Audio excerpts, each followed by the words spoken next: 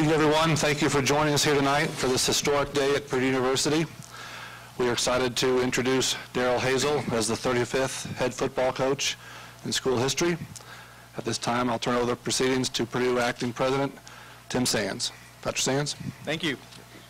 We were looking for a leader for our football program whose own values are aligned with those of the institution, and we found it in Coach Hazel. He understands the importance of graduating every year about 24 young men who are prepared to be tomorrow's leaders. And you can see from his record at Kent State with 50 of his young men last spring achieving a grade point average above 3.0 that he's serious about that.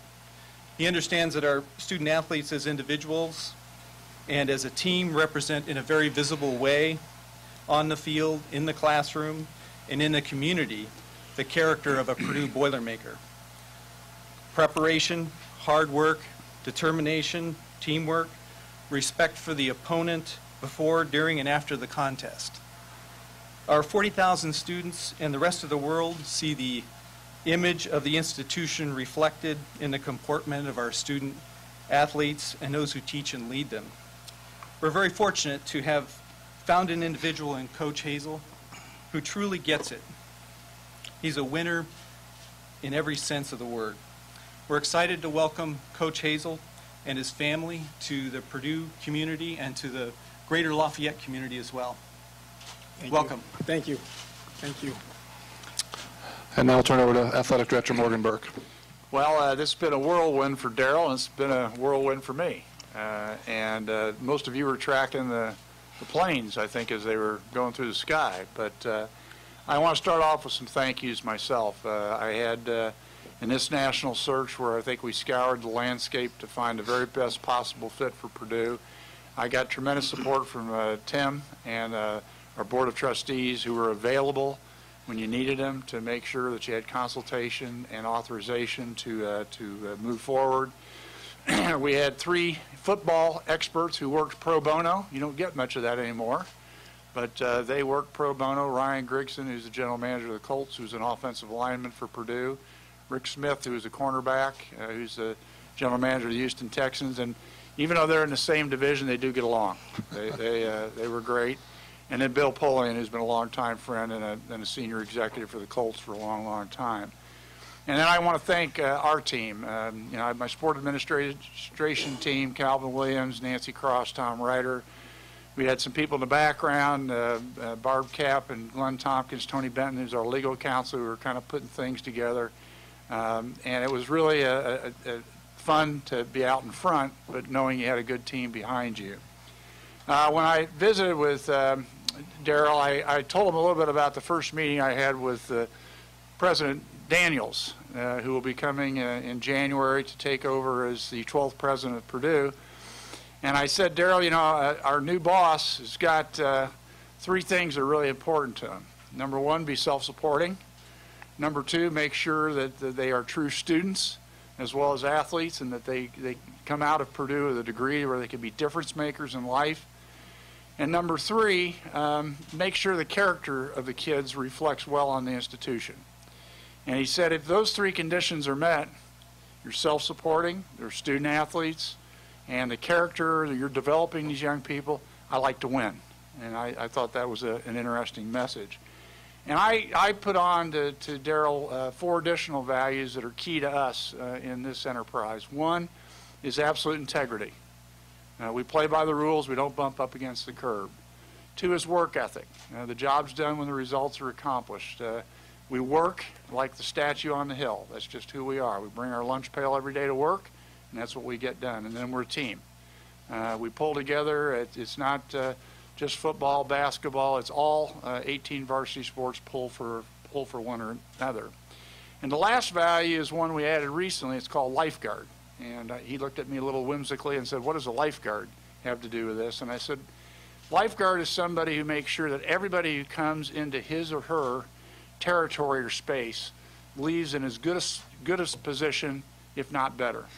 And that's our job, that we take young men in this particular sport, and our job is to turn them into leaders. Finally, I asked him a little bit about the style of play.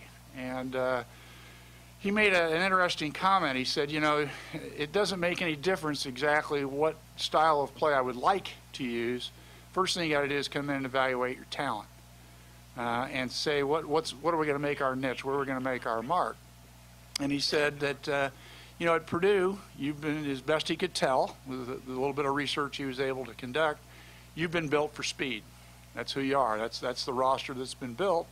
And he says there's something in your DNA about quarterbacks, that the guy behind the center, I think we have more starts in the NFL than any other college in the United States, and that's an important element of who we are. And so I pushed back a little bit. I said, okay, so you read the bios and you understood exactly what was going on. I said, you know, help me understand in your career why I should really buy into that statement. He said, well, you know, when I was at Ohio State, I was the assistant head coach in charge of the wide receivers, and Santonio Holmes and Teddy Ginn and a lot of them. He says, I was their advocate. We wanted to throw that ball, and he says, actually, we got pretty good at it. And I thought, well, you know, it's not a bad response. So I'm absolutely delighted. I think we've got a partner here that is eager to build upon the work that's been done. He knows the cupboard's not bare. We've got work to do always.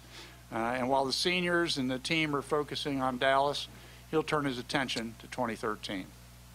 And without further ado, since if you've seen any pictures of the coach, he's big on baseball caps. So let's get it right. Yeah, you got to get it form fitted. There you go. I'm going to take it off. Thank you so much. I'm going to start with a statement. Only from the alliance of people working with and through each other are great things born. And it's going to take all of us in the Purdue family to win a Big Ten championship as well as a Rose Bowl championship. And that's what it's all about. But we're going to do it the right way. I want to give some thanks to also some of the committee, Nancy and Calvin and Tom. There's Tom back here, and my good friend Morgan, who we text nonstop. But and for It's reaching legal. out to It's me. legal for ADs, not for coaches. That's right. For reaching out to me, and also the governor reached out to me, and I can't tell you how excited I am to be here and be a part of this program, a program that's rich in academic tradition and excellence, a program that's rich in athletic excellence, and we are going to continue to get better each week. I have three primary goals that I'm going to start prioritizing here pretty quickly. One, I got to get to know our personnel. Our personnel is our support staff, our players, anybody that touches our kids throughout the course of the school year. The second thing is I need to go out and hire the best possible staff that can help mentor, teach, be father figures, be great coaches, be respectful to our kids, and help us win championships. And then the third thing that I need to do is I need to get out on the road and make sure those 13 commits are solid. And I need to do that pretty quickly. There's a lot of things that this program is going to do in the future. And I'm excited about being the leader. I can't thank you guys enough for selecting me as the leader of this program. And it's going to be really special, very special. And I look forward to meeting everyone and getting to know what Purdue is all about, and making me part of the fabric that's made this university so great in the future, right? In the past and in the future. Questions? Got questions? Raise your hand. We'll get a mic out to you. This question's for Darrell. Mike Clef, WLFI TV in West Lafayette. Welcome to Purdue, Darrell. Thank you. Point blank, why'd you take the job? Well, again, it's academic excellence. That's where it starts, but a chance to be very special. I mean, here's a program right now that's in the middle of the pack, but I want to be at the top of the pack pretty quickly. And I think we have an opportunity. It's kind of unique. When I took the Kent State job, people looked at me like I was crazy. They said, they haven't won there in 40 years. Why would you take that job coming from Ohio State? I bit my lip, and we went to work. And that's what we're going to do here, and we're going to win championships here.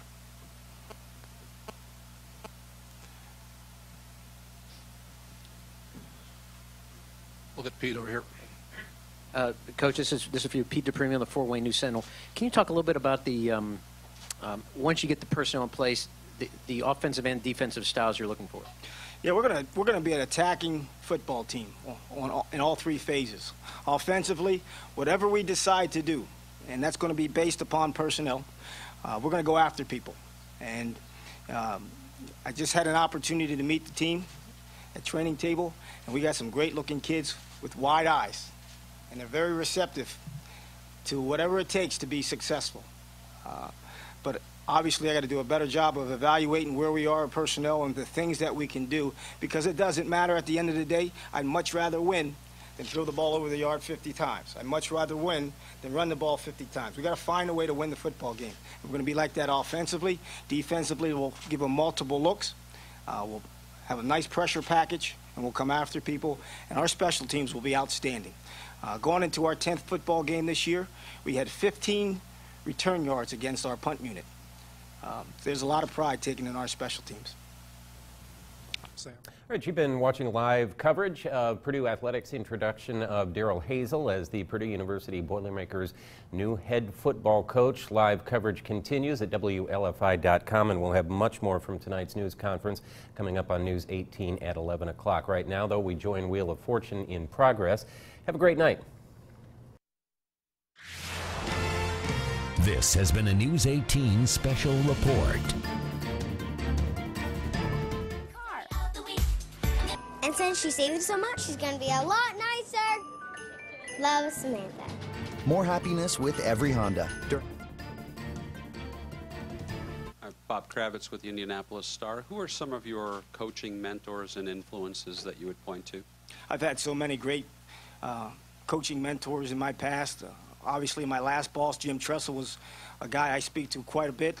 Al Moldy at Western Michigan, Al Bagnoli at University of Pennsylvania, Bob Sutton from West Point, and the list really goes on. And, you know, those guys, they taught you how to and also how not to do certain things. And I think any opportunity you have a chance to learn from anybody, you need to take it.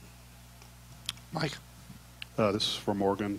Mike Carmen, Lafayette Journal and Courier. You said at the press conference a week ago you wanted to get someone that would excite the fan base. Why does Darrell Hazell excite the fan? Why should Darrell Hazell excite the fan base? Well, I think you're gonna watch it and see it, and that'll help you. But I think as he gets around and you can hear the intensity and the passion.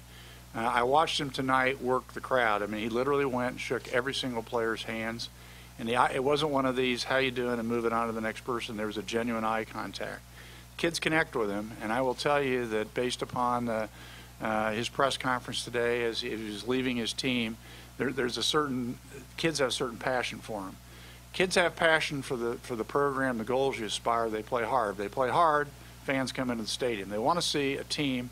I think probably the play that would best emphasize it is when we saw Robert Marv take off on his wounded leg to go tackle the guy from Indiana and ran 7 years. Crowd went nuts. So Purdue people want to see hard play, they want to see smart play, and they want to see consistent play. And if you look at what he was able to accomplish, I think I did my math right, you only had 5 home games this year. Correct. Now you know how hard it is to go on the road and be 11-1, ranked 17th in the country, and then lose a heartbreaking game in double overtime with the very same kids who 2 years earlier were 5-7. I mean, there's something there, and I think our fan base, based upon the response that I've gotten today and I've seen out there, are starting to catch it. I've had people come to me and say, "All right, Purdue, you've invested, you've demonstrated this is an important aspect of certainly the sports program, but we view football as a way to activate our 450,000 living alums." And I think people are seeing that we stepped up to bring a staff. You heard Darrell say we're going to hire the very best possible staff. We thoroughly, you know, I told him, I said, I want to go back to Pasadena. That's what I told you guys 2 weeks ago. I want to go back to Pasadena. Mike. Mike Merritt from Associated Press. Coach, can you talk a little bit about, my understanding is the fact that you're going to coach the bowl game for Kent State. I am. And you want to get out on the road and make sure the commits are there. And that. How do you balance that? Well, my calendar looks like this. I'm going to fly back tonight. I will spend the next 2 days at Kent, prepare and practice. We'll practice on Friday and Saturday. I'm going to hop in the car, drive back over here Saturday, spend Sunday, Monday through Thursday talking to the previous staff interviewing the previous staff. During the daytime, at nights, I'm going to go visit recruits. Then I'm going to go back out for our practice. We're in finals next week, as you are, correct? Right. And then we'll have a 4-day practice right before Christmas break. We'll take a few days off. I'm going to come back out here with the family. We're going to look at some houses on the 21st and 22nd. Take a day off for Christmas, and then go back out there, and we're going to fly out to Mobile on January the 2nd. And then I'll be here permanently January 7th. The game's on the 6th. Let me add that under the NCAA rules, there are provisions that allow you to recruit at one institution and coach at another. It requires some waiver provisions that we're prepared to seek. So he'll be within the guise of the NCAA rules. Always. You remember the first value, integrity. That's good. Sam? This question's for all three of you, starting with Coach. Just the significance of being the first African-American either football or basketball coach here, and only the fourth in the Big Ten. I got that same question in my last job.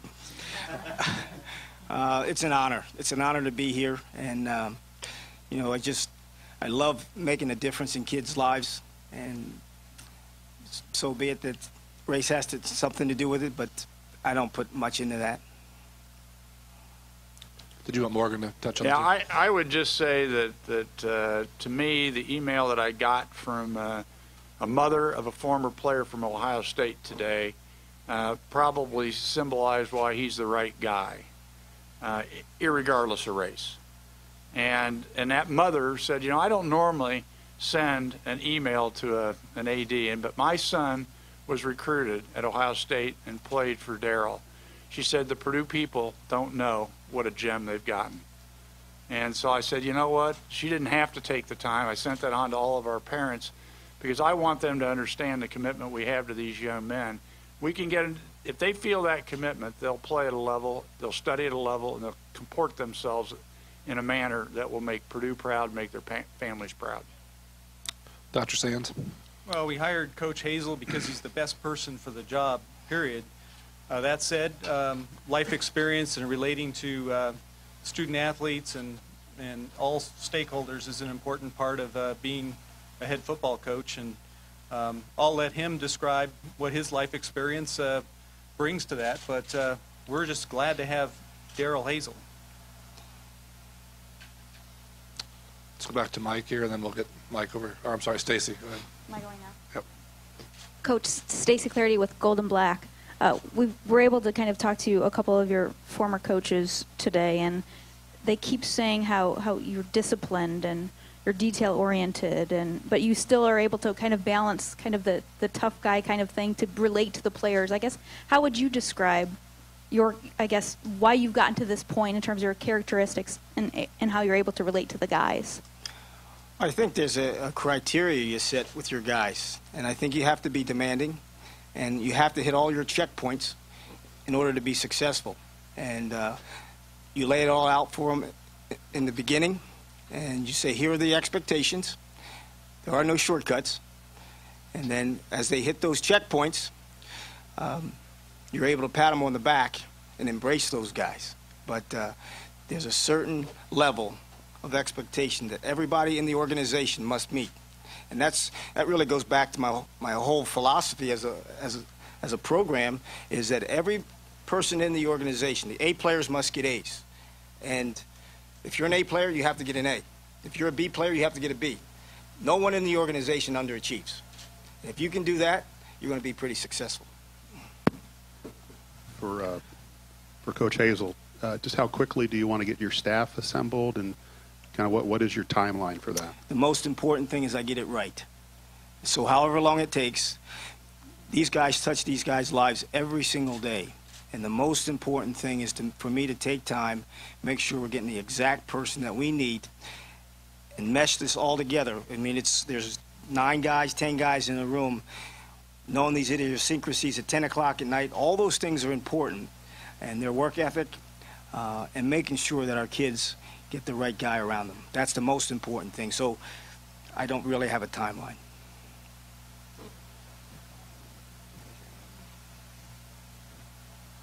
Yeah, Coach. Jeff Washburn, Lafayette Journal and Courier.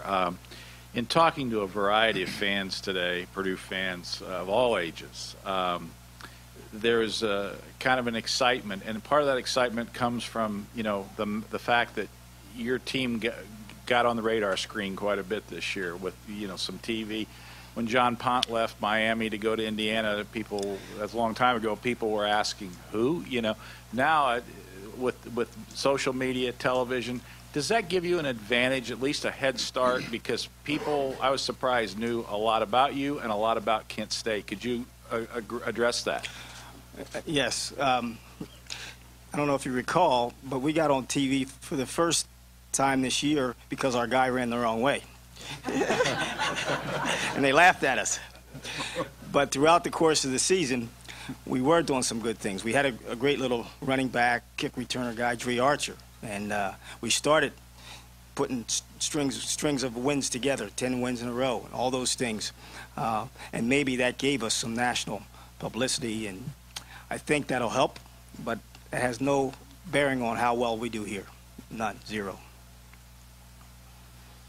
Mike. Coach, obviously Morgan Burke and President Sands here have shown some commitment, a commitment to you. Can you talk a little bit about the commitment that they've made to the assistant staff, maybe any kind of upgrades or anything like that?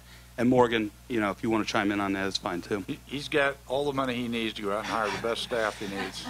I concur with that. Back out to Mike Clef. This question is for Morgan Burke, Mike Clef, WLFI. Morgan, just the very, very, very first time you met Darrell, your very, very first impression of him. I thought he was going to be taller. No, I'm just kidding. Actually, there's a calmness about him. You can feel the intensity, but there's a calmness in his eyes. That's what I noticed when we were, you know, he was sitting in a conference room in the Akron-Canton airport, and got Calvin and Nancy and Ryder and myself. So there's 4 people kind of zeroing in on you, and great eye contact, and you were connecting with, he was connecting with you. He wasn't talking above you or just kind of all over the place. There was a calmness, but you could see the eyes were, I mean, the focus was kind of very intense. I thought, you know, if you're late in the game and those kids look over the sideline, that's probably the face I'd want to see. Somebody who gives you that sense of confidence that, hey, we've been in these problems before, we can get out of here. Back to Mike. Kind of a two-part question for Coach Hazel and Morgan. First of all, what has Jim Tressel meant to you in your career? And for Morgan, did you talk to Jim Tressel about Darrell, and kind of what was the feedback? Coach Tress and I talked last night probably 3 different times. You talk about calmness. He's a guy that always has a way of putting things to make you at ease, and he did that for me yesterday when we were going through all this decision making. But he was a guy that kept calling me back and say, "What do you need? What else do you need to hear?" But he's been an unbelievable guiding light for me for the last 7 years. He really has. And the answer is yes, I did. I had a considerable discussion on 2 occasions with Jim. The football gang of 3, as I called them, were unbelievably helpful. They could run references. They could get through to people. I mean, if Ryan Grigson or Bill Pullen or Rick Smith are on your speed dial, you're going to pick up that phone. And when these searches start moving and you want to connect dots, the ability to acquire information as quickly as you can and get accurate information is important. So I spent quite a bit, and I've known Jim Tressel for a long time, and admire him for the many great things that he's done in his career. And he knows Purdue. He told me he didn't like coming here a couple times. Came out with a bad outcome, but he just said this is the perfect spot for Darrell. He gets the kind of the work ethic, and he went on, gave me some great examples. Because I said, you know, I just don't think we're going to get our fan base excited if we line up, you know, and play like Wisconsin. I just think, you know, that's not who we are, and it's probably not, when he does the evaluation of talent, who we are. And he says, don't worry about that. He says, drove me crazy, wanted me to throw the ball all the time. And I said, well, I don't think he has to throw it all the time, but, you know, a little bit of the time. And he said, you won't have any trouble with that. But he was helpful. Probably did the same. Maybe he was going back and forth, Darrell. Maybe he was talking to me and then talking to him. I didn't ask him to do that, but maybe he helped connect the dots a little bit, because when you're moving, these guys are coming off very stressful seasons. They're trying to sort out, really life-changing moves in a matter of days. And that's just the way it is. They understand it. But, boy, you really want to try to make sure you make the right decision with the right information. So, to me, Grigson, Smith, Polian, and Jim and Darrell's case were exceedingly helpful to make sure that from a football, from a character standpoint, things you can't glean in an interview, they were able to help, I think, create some assurances for us that were important.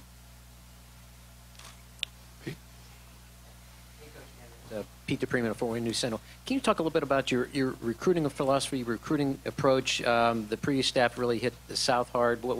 How exactly are you going to implement that? Well, I think we got to start here in our own state and find out which are the best players available that can help us win championships. And then you touch the contiguous states, Illinois and Ohio. And I think we need to go down south, maybe hit. I've had some experience since '88 recruiting Florida. I know we need to probably get into Texas based on meeting every third kid down in the dinner line was from Texas. But I also think there's a corridor along the I-95 East Coast that's rich with skilled players, where you may be able to go over there and pull one or two skilled players that can help you win. Kyle Charters, Golden Black Illustrated. Coach Morgan's talked a lot about the cradle of quarterbacks. When he talks that much about it, what does that mean to you? Cradle of quarterbacks? Yeah. Well, there's been phenomenal quarterbacks come through here. Start Bob Greasy and Drew Brees and all those other guys, Painter, and the list goes on. And I think you have to, I think that's one of the draws about this place, is that you can get some of those marquee quarterbacks to come here because of the reputation that those guys had put out in front of us. Sam? Coach, you talked about the expectations of your players. What are the expectations of yourself if you put a timeline on, I want to hit a Rose Bowl in this season or next season? He's not going to fall for that, Sam. It's not his first rodeo. Yeah, we're looking to improve every day. That's our number one goal, is making strides forward in every area, on the field, off the field, in the classroom. And if we can do that, we're going to make Purdue very proud. I'm Dave Banger with the Journal and Courier. You said that Mitch Daniels reached out to you. Number one, how did he identify himself? And number two, what did he say? He says, this is the governor. No, he was very supportive. He called me yesterday. We spoke briefly for about 10 minutes, and he just kind of reinforced that, he's going to be here for us, and that the things that we need to succeed in all areas, he's going to be there to have. So it was a very rewarding and fulfilling call from him. Let's go over here. This is Rich Nye with Channel 13 out of Indianapolis, the NBC station. Coach, you do have to, Morgan alluded to this, you have to make these decisions that are life-changing so quickly. How difficult is that to leave a team that you've taken to such a new high level and all of a sudden accept a new challenge? That's the hardest part. And this morning I had a 6:15 meeting with my staff. That was very difficult. I went through the facts of the matter, which were, the job was offered at such and such a time. I took it at such and such a time. And you keep the conversation brief so it doesn't get too emotional. I walked out of that meeting and went to the team meeting at 6:30 this morning, and had to tell the team. Now, there was lots of rumors out there, so that eased it a little bit, but it really didn't.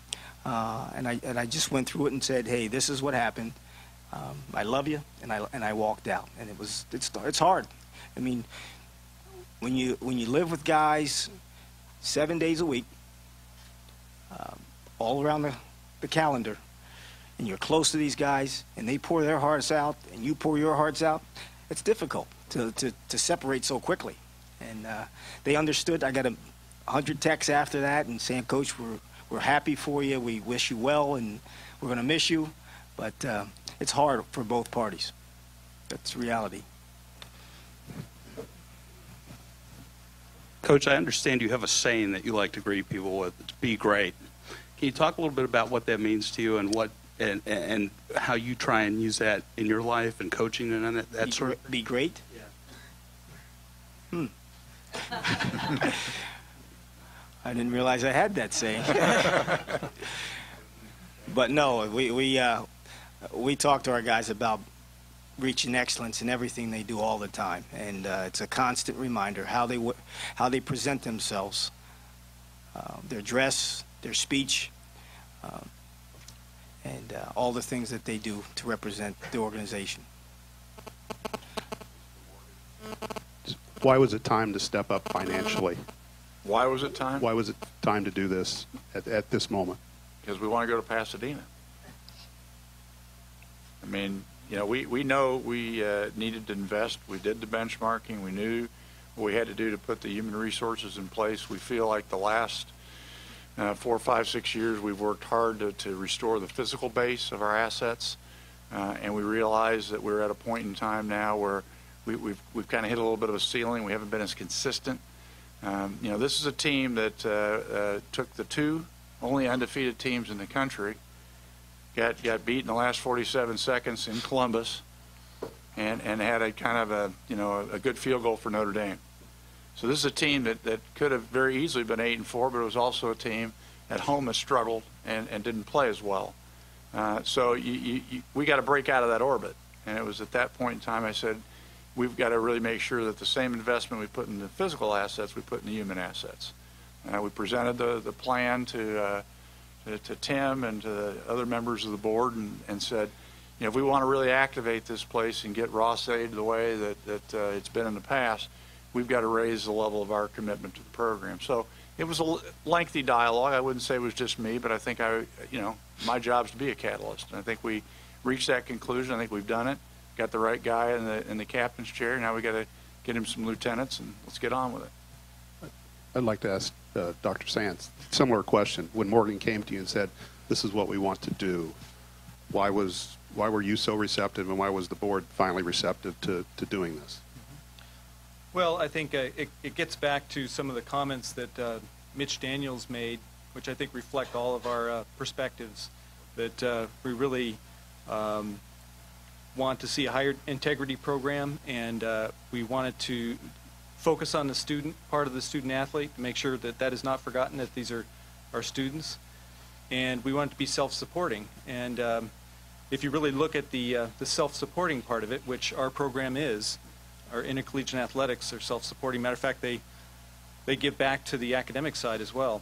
And when you look at the long term and you look at the fact that we're talking about 580 student athletes who are future leaders, take that big picture, then it all makes sense. I agree that if you look at it superficially, it seems like things in intercollegiate athletics have kind of gotten out of whack. But if you look at it at what the output is and the impact on the institution, it's worth it.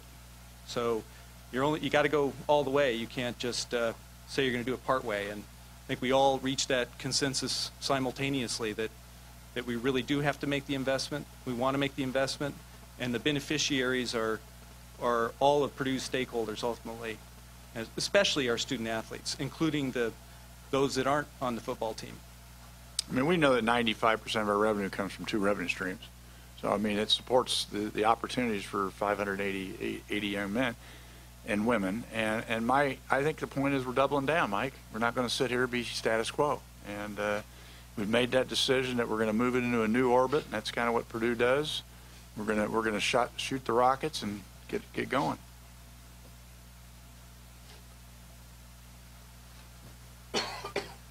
Coach, kind of an interesting situation. You'll be preparing, I believe, for your bowl game when the day Purdue will play it. Now, had they lost any of those last 3 games, they wouldn't be going to a bowl game. You could watch the film of everybody to evaluate. Does it help you that they did qualify for a bowl game and that you will have an opportunity to watch them as guys you will be coaching in the future? Absolutely. I don't think there's anything like watching live action. And I'm going to attend the bowl game and try to get an evaluation. I'm going to have to study the film also to see who's where skill-wise and skill level. But being able to see them live, I think that'll help us all making another evaluation. My answers will have some of the most spirited practices in December as they audition for next year. I could already see that today. Brian. Coach, Brian Newbert from Golden Black Illustrated. Just another recruiting question for you. You talked about where you're going to recruit, but can you just comment in general what you look for in your average recruit, what kind of characteristics you're looking for in a kid? Well, it starts with the academic piece, making sure a guy can not only be successful but also flourish in the classroom. Then it goes to character. You got to ask those tough questions in the school to the people that are not necessarily the advocate for that young man. And then it goes to obviously the skill set of that person and that position. And we'll do a good job evaluating that. I watch every single guy that we'll offer. It goes from the area coach to the position coach to the coordinator to me, and then I'll pass it along if it seems fit. But we'll do our due diligence, and we will not do what a lot of schools are doing now, which is recruiting by ear. This guy's a 4-star. This guy's a 5-star. We're going to do our work, and we're going to watch the film, and we're going to make our good decisions from the film. Back to Mike. Cliff. This question is for Coach Hazel. It's Mike Clef again from WLFI. Coach, you mentioned that you had met some of the players. I know the meeting was brief and everything. Just your gut feeling, what was your first impression of the players? Eager, very eager, and excited. You know, anytime you have a change of leadership, there's a renaissance. And the guys that might be pigeonholed, now it's a breath of fresh air for those guys. And everyone's slate is clean. And I just felt like the weight was lifted off some of their shoulders, and they're ready to go. They're very anxious to get going. Coach, piggybacking off of that, what did you tell them about the future and the expectations of what you have for them from here on out? I told them to do a good job in the finals next week. I told them that this group is going to do something very special. I felt the most important thing is that we bond together as a team. Nobody cares who gets the credit, and we'll move forward and we'll do some great things. Brian. Coach, just your Kent State team this year, going from 5 wins last year to 11 wins this year. What was the big turnaround attributable to? Well, there's really no one thing that you can attribute it to. I think we moved some guys around. I think there's a strong belief system. There was a calmness in their eyes throughout the course of the season. We were down 3 or 4 times in the fourth quarter, and there was no panic on the sideline. But that comes from preparation. And our guys prepared extremely hard. And they didn't worry about being 7-1 or 8-1. All they cared about is preparing for the next contest. Stacy. Coach, how would you describe your personality? That's hard. Well, I think that I like to give everybody a chance. Give everybody the thought that they have a chance to be successful. And it's genuine. It's sincerely genuine. And everybody has a purpose and a role to help us win football games.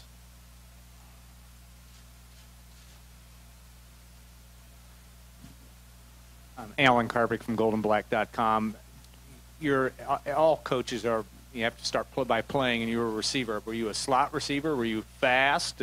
Tell us about your playing days and what impact that had on your coaching style and philosophy. Well, that was 30 years ago. I played at Muskingum University, and we didn't have a slot receiver back then. We had 2 wide guys. And I was where the quarterback needed him to be.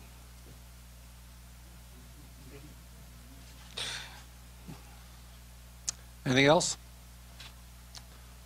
One more here from Pete. Yeah, and I guess I don't think this has been addressed, but maybe from Morgan, are you able to talk about the terms of the contract? And 6 years, and we'll have the financial details come out later. Okay, thank you all. I'm sure Dr. Sands, Morgan, and Darrell will stick around for a few minutes, but we do got to have Darrell get back on a plane eventually. But I'm sure they'll stick around for a few minutes if you want to go up and do a little meet and greet. Thank you all. was right. Studio, whatever, or the talk back. I said, we'll do it after we work with this. It is. Oh, sure. My pleasure. All right, so,